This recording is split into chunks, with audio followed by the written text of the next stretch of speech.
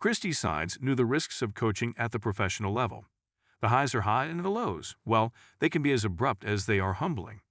Still, few could have predicted how her journey with the Indiana Fever would end, and even fewer saw her response coming. The Fever firing sides wasn't just a press release or a cold thank you for your service email.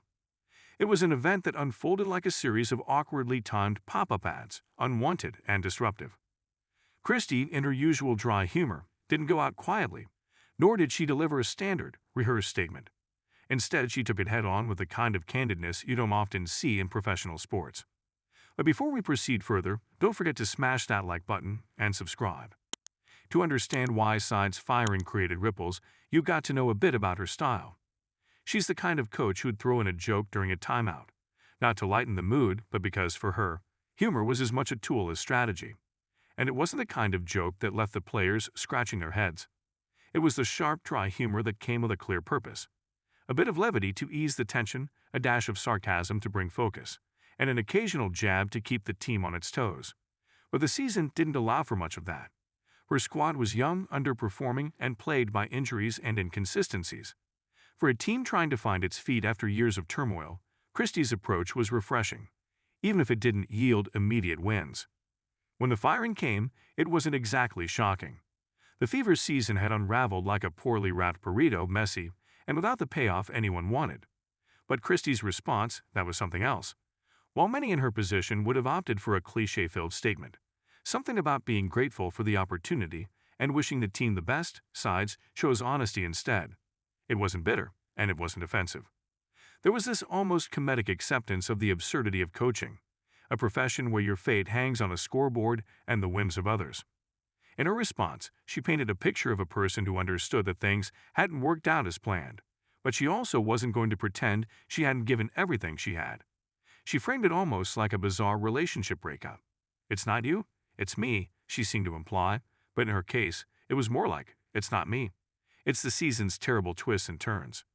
Christie has this ability to cut through the noise and be brutally real, like the friend who tells you your hair looks awful, but also knows how to fix it. She wasn't aiming to sugarcoat or burn bridges. She was just stating the facts with the bluntness of someone who's been in the game too long to do it any other way. Her departure was also a reminder of the volatility of professional coaching. Sides took a squad that wasn't built for instant success and tried to squeeze every ounce of potential out of it. The problem was that potential is great on paper, but on the court, it's a dice roll. It's like going all in on a poker hand where you've got a solid two-pair, but the river card keeps crushing your hopes. Christie probably knew the odds were stacked, but she bet on the long game. The organization, though, wasn't willing to wait for the final cards to be dealt. In some ways, her response to being fired was a continuation of her coaching style. Christie was always the kind of leader who faced the realities head-on, sometimes with a dry remark, other times with a look that said seriously. Her ability to be both earnest and light-hearted was her charm, and in responding to her firing, she didn't veer from that path. There was no self-pity, no attempt to shift blame, just an acknowledgement that the deck wasn't playing out in her favor and, well, on the next game. That's probably why the response felt more like a chat with a friend after a bad day than a press release. It's easy to forget that coaching isn't just X's and O's on a whiteboard. It's managing egos, injuries, expectations, and occasionally your sanity. Sides had all these in the mix, juggling the duties of not just coaching but guiding. She didn't step into Indiana expecting an easy ride, but maybe she didn't anticipate how many hurdles she'd have to clear. Yet, when faced with the abrupt end, she didn't seem angry. Maybe a bit frustrated, like someone who lost a favorite pen and then found it out of ink. It's that annoyance at the inconvenience, but not enough to flip a table over. The broader implications of Christie's departure were more about what wasn't said. There wasn't a dramatic blame game or a cryptic statement hinting at internal drama. There was no need for that because her response to the firing was so matter-of-fact that it almost felt like the inevitable course of events. She wasn't trying to shape a narrative. She was just stating it as it was, and maybe that's what stood out the most. In a world where every word is dissected and interpreted, Christie's straight-shooting style was a breath of fresh air. Sides' approach to the whole ordeal brought up the age-old discussion of coaching in professional sports. The inevitable question of, was it the right call, loomed over the media like an unwanted side dish no one asked for. The Fever were a team in transition, and Sides knew she was the coach hired to guide them through choppy waters. The reality of the situation, though, was that the waters were rougher than anyone expected, and the lifeboat was missing a few oars. Christie's firing in some ways felt like cutting the rope rather than fixing the boat. Despite the underwhelming record, there were moments in the season that showed the team responding to Side's methods.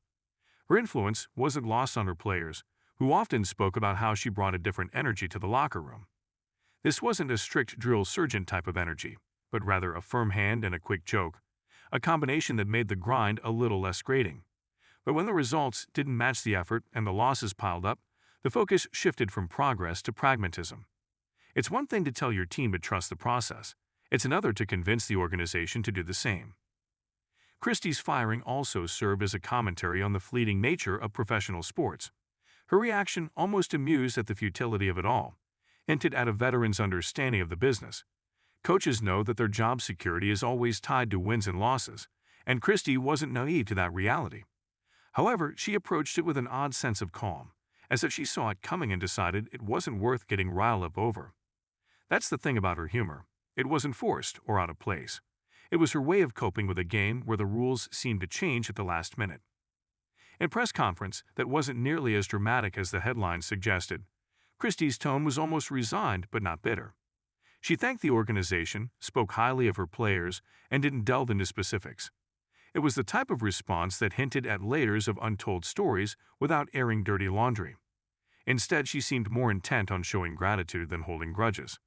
The most telling part was the lack of melodrama in her voice, a sharp contrast to the chaos the media tried to paint. Christie didn't need to defend herself because in her eyes there was nothing to defend. She had given her best, and in professional sports, that's often all you can do before the inevitable axe falls. The broader takeaway from Christie's Side's firing and her response is a window into how fragile and, at times, absurd the world of coaching can be. One minute, you're drawing up a last-second play to save the game. The next, you're drawing up your exit speech. It's a career built on the razor-thin line between winning and losing, a job where the margin for error is smaller than a post-game pizza slice.